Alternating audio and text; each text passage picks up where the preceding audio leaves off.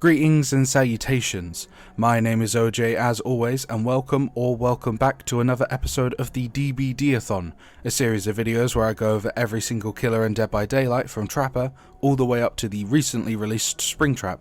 Well, not so recently released now, I've taken that long to kind of finish all these videos. But anyways, I go over their lore, aka just reading their in-game bio, their gameplay / power, their teachable perks, their design, as well as my favourite and least favourite cosmetics for them. But with that said, our object of obsession for today is a horror movie icon, a monster so perfect that I cannot put into words how much I love it. The apex predator of the extra-terrestrial kind, an alien also known as the Xenomorph. Now, usually in all of these videos I would start by reading their in-game bio, but to no one's surprise, like every other licensed killer, the alien, or the Xenomorph, I'm going to call him Xeno for the rest of the video. Xeno doesn't have much lore at all.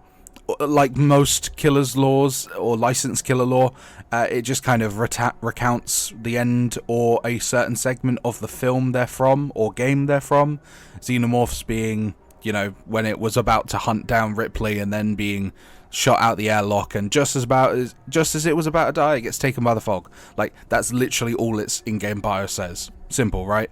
So, I'm going to take this chance, as I have in many other sort of licensed killer videos, to explain my connection to the license in question. Now, when it comes to Alien, I have never watched any of the films. Yes, that is sacrilege. Yes, you can kill me. However, unlike some others, like, you know, Bubba or Freddy Krueger, where I don't actually really have any connection, I do actually have connection to the alien through one specific game, and you know exactly what I'm going to say. AlienIsolation. One of the best horror games I have ever played in my entire life. I am a wuss. I am an absolute wuss. I can't handle horror to save my life at the best of times. I don't really watch horror films because usually I get annoyed. I don't really get scared as much as I get annoyed at character decisions. So, I prefer horror games because I'm actually in the shoes of the person in question, and any stupid decision is one I've made and that I must take accountability for. AlienIsolation taught me that the hard way. The alien in that game is absolutely terrifying. I have nightmares over how just incredibly smart that alien is. For those that don't know, if I remember rightly, the Xenomorph in AlienIsolation has a unique sort of coding pattern that allows it to learn how you play the game. So say, for example, every time the Xenomorph shows up, you run into a locker to hide from it. Eventually, it will learn that. It will learn that you go into a locker every single time that it shows up, and then it will search the locker and kill you. Say you hide under a desk every single time, or hide under a desk a few times, then it will know, and it will kill you. And funny enough, I believe I think the game has a feature where you could, like, when you're using your headphones, if you made a sound, it would actually emit that sound inside of the game, and the alien would be able to hear it. I can't remember where the clip is from. I don't know if I have the footage for it. I might try and find it, but either way, I remember seeing a clip of someone playing AlienIsolation, and he's hiding under a desk. He is scared for his life, and then he and then he farts. And because he has the thing on where it picks up the sounds and emits them through the screen, he ends up getting killed by his own fart. AlienIsolation is an absolutely fantastic game, even just solely for the fact that the alien is as smart as it is and as potent as it is. I really enjoyed that game, and it scared me every single moment every single moment I was playing that. I was scared shitless, which is why I actually I actually have a connection to the licensed killer for once. Can you believe it? I actually have a connection to a licensed killer from a film. This is insane. But yeah, I really like the Xenomorph. But anyways, with my connection to the Xenomorph and Alien kinda explained, I would like to move on to its gameplay / its power.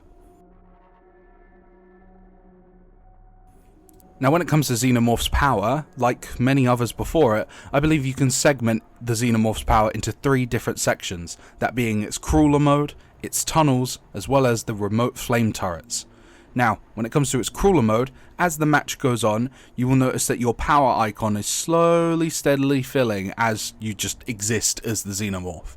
Once the power gauge is at complete, like full charge, the Xenomorph will suddenly crouch down and walk on all fours, reduce its terror radius to a smaller size, and grant itself the ability to perform the Tail Strike. Now, the Tail Strike is an incredibly potent attack, at least in my opinion. You can end chases very quickly with it, as it is a long-ranged attack, like way longer. I think it's like triple the length or quadruple the length of a basic attack. Like, you can shoot it over pallets. Think of it like a ranged attack. Think of it like a Huntress Hatchet without the infinite range, of course. Like, so say you're running around a pallet or whatever, you can, if they vault the pallet, stab them with the tail as they jump over it, even when they're on the other side. Like, the tail is its bread and butter. The tail will get you where you need to be. It can be a very, very you can see it in the background gameplay footage, right? In some of the footage, you can just see me end chases in like under a minute, under 15 seconds, because the tail can just stab people over just small platforms. Say there's a loop and there's just a brick wall that being the only thing that separates you. You can just look at them and stab them with the tail, and then what can they do? Well, funny you should say that, because they can actually deploy flame turrets. These flame turrets are, picked up by survivors, placed down onto the ground, and when the turrets detect you, as in the Xenomorph, the fire will begin to be sprayed right in your face. Now, as you're being sprayed, you'll notice that your power icon will have a red bar that quickly depletes. If it fully depletes, you will be exited forcefully out of the crawler mode. However, you can actually prevent this by attacking the turrets with your tail, or if you do actually end up losing your crawler mode, you can, just smack it with your basic attack and get rid of them. They're just a tool there to sort of get rid of your crawler mode because of, obviously, how potent it can be. And good survivor teams can completely neutralize the alien's crawler mode if they play and use the flame turrets correctly. As obviously you could, theoretically in my mind, create a web of just flame turrets in really good spots that make it so no matter where the Xenomorph goes, it will have to deal with a flame turret at some point or at some time. I think Otstava made a video where it was like, oh, the alien is really, really bad against really good survivors. I don't remember what it was called, but you know what I mean. Like, the Xenomorph is very, very strong at just obliterating not very smart survivors. But smart ones, it will struggle immensely against, which usually puts it around like the middle of like tier lists, because it can be really strong, but it can also be or feel very weak. But there is obviously one final part that I need to mention, which are its tunnels. Now, as I said earlier, it takes, quite a long while to build up your crawler mode. The tunnels are the answer to that, as well as its sort of map control segment. You can enter these tunnels at any time, as they're highlighted in white. You can also select a tunnel and highlight it in yellow. Once you enter these tunnels, you are granted undetectable, your movement speed is like tripled, quadrupled, and you will charge up your crawler mode almost instantly. And as you move around through these tunnels, you are able to occasionally see footsteps of survivors above you, shown by these like sort of orange water droplet foot mark things. You can probably see it also in the background footage. But at any point, if you do see those, I would highly recommend you jump out the tunnel and start chase.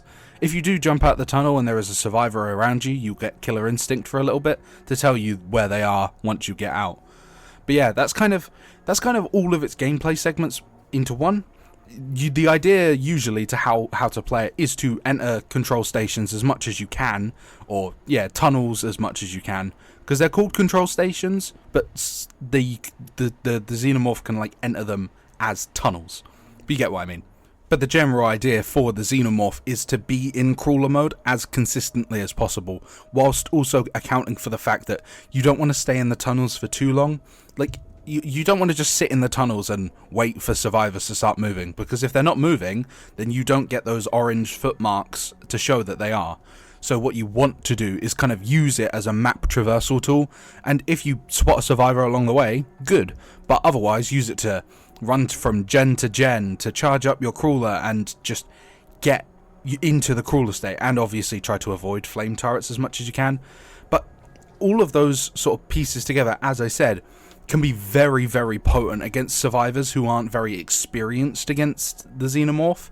The Xenomorph is a killer that requires some input from the survivor's perspective to counter. You can't just like, oh, I'm good at loops. Yeah, that's nice and all, and you could, theoretically beat a Xenomorph just by being good at loops, but those loops are incredibly unsafe now because it has the tail. It has the ability to stab you over pallets, stab you out over windows, or stab you over small structures like low elevated walls and the such. But all of this is to say that the Xenomorph can be very, very potent against survivors that aren't really experienced dealing with it or prepared for it. But even against good teams, it can still have a lot of potency just because of how strong its tail attack and its crawler mode can be. But yeah, I actually really enjoy the tail attack. It can be a bit finicky at times, because sometimes it feels like it should hit, but it shouldn't. And depth perception is a real bitch when playing as it, because you get this sort of yellow line to sort of indicate where it went, but if I can be completely honest with you, sometimes that line is just straight up lying. I'm gonna be completely real. That line can just sometimes lie. It will just be bullshitting how far your tail can go. But then again, sometimes it feels like some of the hits you get with the tail are kind of bullshit, and you kind of feel bad for the survivors because you can kind of like drag the hitbox for it at times, which just feels awful. Like on both ends, I feel gross for doing it, and I know it don't feel great to be hit by it. But yeah, the Xenomorph is a very fun killer to play, and I know in a previous video I compared the Demogorgon to it. I do see quite a few similarities between the two of them, considering that they both have quite good map traversal with, the Xenomorph and its tunnels and the Demogorgon and its portals. Both of them have a secondary attack that has quite a long range, but obviously they have a few differences, such as the Demogorgon being able to destroy pallets, while the Xenomorph can just obliterate people over them, or over windows and the such. I have compared them to two of them, and I did say I just thought that Alien was a better version of Demogorgon. That's not really the case anymore. I had a comment that sort of went into a big deep dive on the differences and similarities between Demogorgon and Alien, and how Demogorgon has his own place, and yeah, I will admit he does have his own place, but I'd still personally prefer the Alien in a gameplay sense. He's more fun for me. And as I said, being able to control the thing that literally made me shit myself in AlienIsolation is a really, really fun feeling. It feels fun to sort of put the fear of the alien into other people. Because, well, last thing you expect is to see this sort of freakish alien crawling out of a little tunnel and then suddenly downing you in 15 seconds. Like, he's just really fun to play as. I really like him. Or it. I suppose it's an it. I kind of like default to him for a lot of like non-human characters. Not sure why, but probably just easier to say. It is kind of, I have to consciously say it in a sense. But you get what I mean. When I say Xenomorph, I do mean it, because it is a alien and doesn't have a specified gender. Outside of the Queen, who does, because I would presume that the Queen would be a she, but you get what I mean. I'm just blabbering at this point. But to continue the blabbers just for a little bit longer, there was actually one thing I've always wanted to see from this. As cool as Xenomorph's power is, and I feel like it's, relatively decent at showing off the alien itself, like the Xenomorph itself, there's one thing I always wished it kind of had incorporated into its power in some way, and that's the face huggers. I would argue personally that the facehuggers are as iconic to the Alien franchise as the Xenomorph is. And I always thought that the sort of facehuggers could be a pseudo version of the pig's bear traps, where it obviously puts like a death clock on you until a chestburster would, sprout out of you. I don't know exactly how they would work, but I always kind of, in the back of my mind, I always wish that the facehuggers were represented in some way. Whether that be like, I don't know, the alien can plant its eggs, but that would be a thing that the Queen does, not the normal alien. You know what I mean? Like, the facehuggers, I would argue, are quite important to the series, very important. They're very iconic, especially with the chestburster scene and everything. So them only really being a small little reference on the map that came with Alien, outside of, being incorporated in the power in some way, it kind of always kind of sort of put me off a little bit. But obviously it's kind of hard to incorporate the facehuggers, because once once it's like put the chest burster in you, I don't know how to word this without it sounding weird. I don't know if there's a cure. I don't know if there's actually a way to get rid of a chest burster once it's inside of you. Like, so gameplay wise, they probably just kept them out of it for that fact that you couldn't really get rid of them. But either way, I think the facehuggers deserved a little bit more of a shine in some way, shape or form, but I couldn't for the life of me, after thinking for like 20 minutes for this video, how they would be incorporated into the power of the Xenomorph, whilst kind of still keeping what the Xenomorph has now in a relatively normal state. But anyways, with my very long unscripted rambles over and done with, I would like to move on to its teachable perks. The first of said teachable perks is known as Ultimate Weapon, with a description reading as such: when they spot you, they know the end is near. When you open a locker, all survivors within 32 meters of the locker scream and reveal their positions, then gain blindness for 30 seconds. This perk then goes on cooldown for 80, 70 or 60 seconds. Blindness prevents survivors from seeing auras, and for once in a licensed killer's life, its flavor text reading, "I can't lie to you about your chances, but you have my sympathies." A quote from a character called Ash, who I presume is in the first film. Now, this perk, as it is now, is very bad. It's just not very good. 32 meters within a locker that you open, I mean, you have to go out of your way to open a locker, and they just scream and reveal their positions, and it goes on cooldown for 60 seconds. I mean, blindness being added for 30 seconds is good, it's fine, but yeah, otherwise it's not a very good information perk. However, it used to be very, very good, because what used to be, or how it used to be, was that you opened up a locker, and for 30 seconds, any survivors that entered your terror radius would scream and reveal their positions. It was like a mini Doctor Static Blast. It was absolutely absurdly strong, because it's basically just free information for opening up a locker. And on killers like, say, Wesker, who have huge terror radiuses, it was very, very potent on someone like him, because he could just find you stupidly easily. If I remember rightly, the cooldown was 30 seconds. 30 seconds for an ability that strong back then? That was very, very potent, and it did deserve to be nerfed, but now it's kind of just pointless. There's better information perks that are far easier to proc, and honestly, yeah, it's just not, the blindness that you put on them is just not worth it. So yeah, I wouldn't recommend using this perk, just use something else. But with that said, let's move on to its second perk. Its second perk is known as Rapid Brutality, with a description reading as such: you move with a speed and fury that makes blood run cold. You can no longer gain Bloodlust, which is obviously the status that you get if you chase a survivor for a certain amount of time, where you get a speed boost and such. Hitting a survivor with a basic attack gives you 5% haste for 8, 9 and 10 seconds. Haste increases killer movement speed, and its flavor text reading, "Catch it, put it in the airlock, get rid of it." A quote from a character called Dallas. Now, I've always been fond of this perk. I don't really mind losing the Bloodlust. Obviously, this is better on certain killers than it is others, because certain killers like Trapper kind of need Bloodlust in chase to sort of catch up with people. However, for those that don't need it, this is a very potent perk, at least in my opinion. And it always kind of has been for me. I've always liked it. However, as of late, with the changes to Clown and his absurdly high movement speed, people have been using Rapid Brutality in mass, because now Clown don't need no Bloodlust. He's getting like 14% haste at all times. Piss easy. Literally piss easy. The bottles are yellow. And so you've got 14% haste. You hit a survivor with a basic attack. It's 19%. 19! That's really high. That's 20% haste. He could always get up to that higher speed before his rework. However, obviously, now it's just kind of piss easy. As I said, you just throw a bottle at your feet, instantly get the yellow bottle effect and stab him, and then bang, 19% haste, just like that. How are you meant to counter that? It's not fun. But I've always liked this perk. I've always used it on a lot of killers that just do basic attacks. I just enjoy haste, as I've said before. Any perk that can allow me to jump scare people or run really fast is going to be fun for me. And Rapid Brutality has been one of my go-tos, even if people at the time, or before the Clown's changes, considered it to just kind of be a bit because a lot of the killers who would benefit from the basic attack stuff usually don't.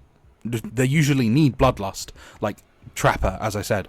But someone like Wraith, I think he gets quite a lot of value out of it. Or anyone that just does basic attacks in mass. If that's their only way to attack, they usually will get benefit out of it, unless obviously there's some sort of weird niche, etc. You get what I mean.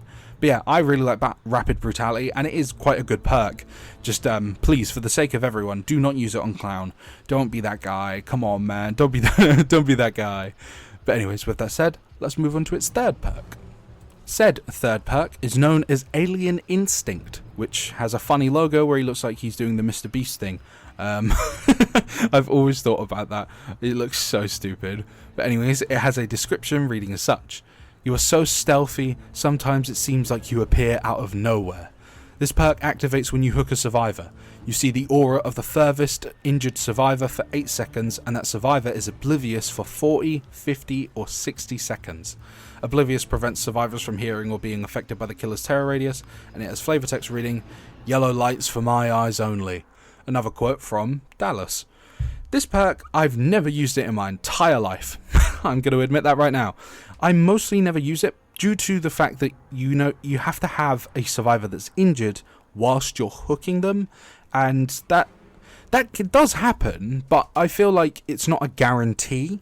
So whether or not you get value out of it is a bit of a 50-50. And the issue as well is that it's the furthest injured survivor, which results in, say, someone without map traversal tools, without good map control, struggling to really make value out of it. Though I will admit, 60 seconds is a long ass time, especially in this game. So, maybe even someone like who's a good example? Hag. Maybe someone like Hag could actually get some sort of value out of this, just because 60 seconds is a long ass time. And the good thing is they usually don't realize that they've been hit by it before it's too late. But yeah, this perk it seems fine on paper. I've never really used it, as I said, but it seems fine enough on paper. Nothing super duper special. Probably has a niche use somewhere or another. But yeah, it seems fine. But with that said, and all of its perks discussed, I would like to move on to its design and my favourite / least favourite cosmetics for it. Now, as I say in all of these licensed killer videos, all of my props for their original / base designs go to the people that originally designed them, as of course Behaviour didn't design these licensed killers. The people that originally did. But I don't know who they are, of course, but either way, huge props to them, immense props to them, especially in the case of the Xenomorph. Its base design is perfect. I cannot state what needs to be said about the Xenomorph that hasn't been said by people in the last 40 years. The first Alien film came out in 1979, so yeah, 40 years worth of love for this creature, and I don't think there have been any extraterrestrials that have even come close to capturing the sheer coolness, sheer fear of the Xenomorph. One thing I would like to say about it though is the reason I find it personally quite scary is the weird sense of humanity it has. It is a weirdly human being, and mostly due to the fact that it has, sort of weirdly human hands, even if obviously its fingers are attached to each other. It's got a humanoid build to it, but it is distinctly not human, because of its, enormous head, the weird, sort of exhaust tube things on its back, and its long tail that snakes and stabs people, and of course, I would be remiss if I did not mention the mouth inside of a mouth. That is such a cool idea that I cannot believe more things haven't replicated it. I wouldn't be surprised if there was a trademark on that fact, actually. I'm not sure if there is, but it's so cool. It's so terrifying. This... for the longest time, I always thought the alien looked more cool than scary. AlienIsolation, as I've mentioned a few times in this video, put the fear of the alien back into me. The way it sort of can crawl around like an animal on all fours and sort of scurry through vents and stuff, but then suddenly hunch itself out and sort of stand at a full tall scent. It's so creepy. It's so weirdly human. I can't obviously the things that usually creep us out are things that fall into the uncanny valley, and I would argue that the Xenomorph does it sometimes. When it stands at its full length on its hind legs, It is terrifying. It looks human, but it's very distinctly not. It's very clearly not a human, but you can see it, and I don't like that. It makes me uncomfortable. But that is, of course, the point of horror. It's meant to scare you. It's meant to make you feel uncomfortable. It's not there to coddle you. And that is a fact that I wish this game embraced a little bit more. But I'm sure soon enough I'll be able to mention one or a killer that doesn't coddle anything. But with that said, let's move on to my favourite / least favourite cosmetics for it. Now, as I say in all of these videos, when it comes to picking my favourite / least favourite cosmetics for a killer, when it comes to least favourites, I'm not allowed to pick anything below a very rare, so purple rarity, because if I could, I'd just pick some boring brown rarity thing and just say call it a day, but that's boring for you and for me. Thankfully, Xenomorph only has one skin below a very rare, and even that skin's quite good. And when it comes to favourites, I'm allowed to pick whatever the hell I want. But with that said, my least favourite skin for the Xenomorph is its Juggernaut skin. Not really because it's bad in any sense, I just don't really care for it.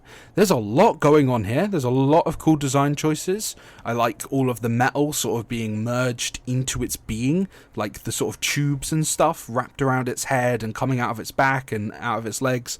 I just don't really feel anything for it. I think it probably is the colour scheme. I think white isn't a really good look for a Xenomorph. They usually would prefer darker colours, though my favourite choice kind of contrasts my opinions on that. I don't know, I just don't think white is the colour for a Xenomorph, and I will admit it is a little over-designed, if that makes sense. Like, all of the tubes are cool and stuff, but then you have got like that weird white veiny texture on some of them, and there's a lot going on here, and I'm not sure I fully like it. But it's not a bad skin by any means, I just don't really feel much for it, and I think it is a little over-designed.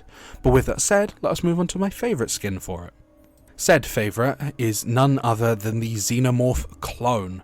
This skin is gross, it is disgusting, it is absolutely horrid, but that's why I like it. As I said earlier, I really like the fact that the Xenomorph is vaguely human, and this skin fully leans into that fact. It has weird, white, fleshy skin that is sort of stretched and red in areas, like it's been beaten up. Its hands are closer to that of a human's, being sort of four-fingered, though obviously it's still obviously not human. And it's just, everything about the skin just looks gross. The fact that its tail just has like bones sticking out of it, like along the sections of it. The fact that its mouth is like a sort of clicked sideways human jaw. The bits of hair sticking out of its head. It is all very, very grotesque and very, very just uncomfortable to look at. But that's, again, what I like about it the most. As I said, things that make you uncomfortable, that sort of make me scared, make me grossed out, are usually going to be the skins that I like quite a lot.